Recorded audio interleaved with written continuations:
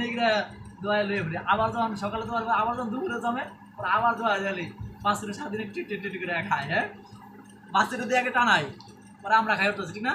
তার মানে কি অর্জুনের মাধ্যমে আমাদেরকে দিছে কেন না, অর্জুনটা দিয়ে বুঝাইছে, অর্জুনের মাধ্যমে আমাদের এই জড়জগতের সবাইকে জ্ঞানটা দিছে। এই দুধটা আমাদের সবাইকে বলছে, এই দুধটা আমরা যারা পান করবো, কারা পান করবো? যারা আমরা এই গীতা অধ্যয়ন করবো, গীতা শ্রবণ করবো, গীতার কথা আলোচনা করবো, তারা এই দুধটা পান করবো। অমৃতময় দুগ্ধ, গীতার দুগ্ধ এত পবিত্র জিনিস, এটাই বলছে যে গীতার উপদেশ হচ্ছে দুগ্ধ। হ্যাঁ, গীতার উপদেশ, গীতার উপদেশ, গীতার উপদেশ হচ্ছে যে আমরা যা কিছু করি না কেন ভগবানের সাথে যুক্ত রেখে আমাদের কথাই বলে। আর হচ্ছে যে বললাম যে এটা আমাদের